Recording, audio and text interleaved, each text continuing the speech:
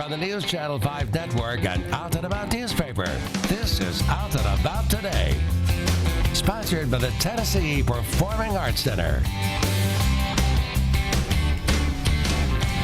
Welcome to Out and About Today. I'm Brent Meredith. It may seem hard to believe, but Pride Month is here once again. And tonight we have an exclusive look at this year's festivities on a special Nashville Pride preview show. Coming up, Pam talks with Pride Festival details with members of the board, and Chuck has an in-depth look at the big-name performers coming to Pride in the Entertainment Outlook. But first, I'm joined by my co-host Chuck and Nashville Pride President Joey Leslie for tonight's Buzz About. Welcome, guys. Hi, Brent. You look so nice on that red sofa. Can I just tell you? Oh, Pops, it's nice to be on the new I set. know. What do you think? What do you think? You're our first guest here. I'm honored. I'm expecting Ellen to run out at some point. Like, where are we? Well, she's a cardboard cutout Pop out from that little corner right there. Okay, good. Well, it's nice. Now, yeah, you get to sit in a big boy chair. It's nice. Love seat. Well, welcome. Now, as I mentioned in the intro, June is officially Pride Month, and it started back in 1969. I'm sure none of us on stage are young enough, or old enough, rather, to remember that. But it's the anniversary of the Stonewall riots in New York City, and so we've had that tradition of carrying on Pride Month in June since then. So, how have you guys celebrated Pride, maybe since you first came out, Joey? You're shaking your head, or let's start with You Chuck. take it, Joey. I'll go with it. Yeah, so I've celebrated all of my Prides here in Nashville since I moved here in 2007. And been involved at the festival in a lot of different capacities, Yeah. but always here. Maybe you have more interesting. Well, no, I'm curious though. What about 2007? Thinking back to then, as a spectator, Yeah, right? yeah. Like, what was it like for you then, as being your first one? You know, I guess I can say more like over the years I've seen it definitely grow. What I see now, it's a little more high profile, especially with our location, and as Nashville's getting more high profile too. But also we're bringing in a different kind of broader audience, I think, with a lot more families and young kids and a lot more straight allies. Yeah. So. Well, what about you, Chuck? My first Pride, because I really wasn't out, my first Pride was in LA.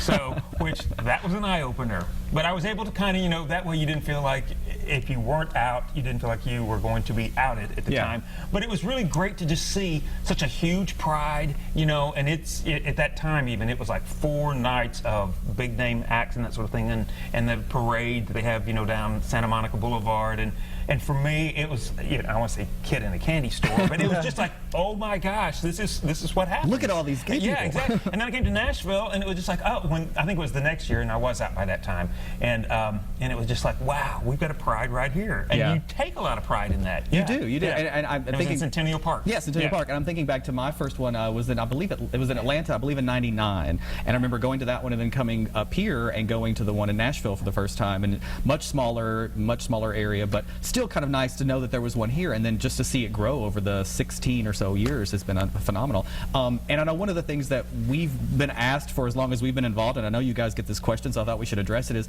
do we still need to celebrate Pride? I mean, I feel like the obvious answer is yes, but why do you think so? I think we definitely do, and especially last year, I had a number of people, actually even, kind of friends of friends, saying and bringing up, what we don't need Pride anymore. Why do you guys need Pride? Yeah. Now marriage equality is out there for everybody and that sort of thing. And I said, well, that's actually, I said, when you think about it though, I said, still, unfortunately, in this country, Pride is really the only place, in many places, where you can go and be yourself still. Well, 100% yourself. I mean, yeah, 100% yourself. I mean, normally you can't go in a lot of places still and have, PDA, or you can't hold hands, or I say you can't, but if you do, you sometimes are at risk.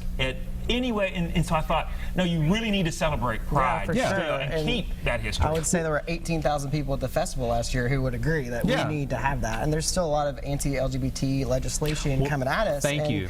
It's important that we have this, event where we can get together and be unified and celebrate the victories. And there's a lot of activists and community groups that are working really hard throughout the year, and we need to get together and celebrate them. And Yeah, thank you for taking it to that point, because that's the one I was going to make, is that even though we may be visible, there's still things that are going on year to year to year that people need to be reminded that, as we talk to people, some people don't know certain things are even the way they are. Right. So this gives us that opportunity to remind folks once a year, what changes need to be made.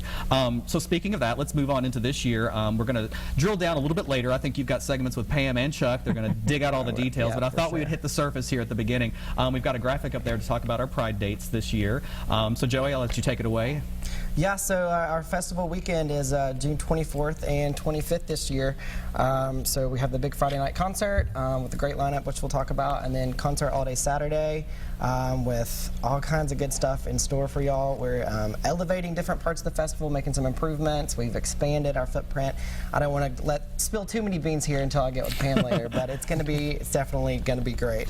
Well, I think we got a little map up there too. I think it's important to note that we are back in Public Square Park, Yep. as we have been the last few years, and you kind of see a layout there. I believe that's on your website to get a closer look. What have you seen as the benefits as continuing to have it there?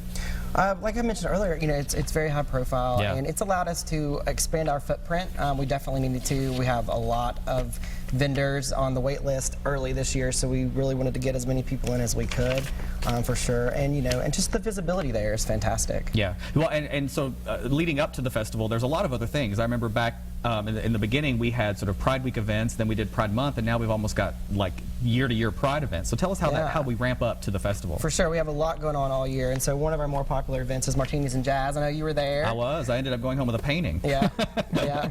Blame the martinis on that one. I did. Yeah, for sure. But so we have several others throughout the year. I got my cheat sheet here because we've got so much going on. But we have next, we have Turnabout and our Pride pageant coming up at Play Dance Bar soon. We also have Pride Night at the Sounds Stadium. So we'll have that's a fun family-friendly event that was been really popular last year. Well, not to cut you off, we're Yeah. just about out of time, and I know you wanted to talk Yeah. about some sponsors quickly. We're Yeah, going to for throw sure. up some of the top-tier sponsors this year to see who has helped celebrate. Yeah, well, we've got some great sponsors, a lot of new and returning sponsors. Want to give a shout out to Bridgestone, who returns again this year as our presenting sponsor, and Nissan also returns this year. They're sponsoring our main stage this year. We also have Coors.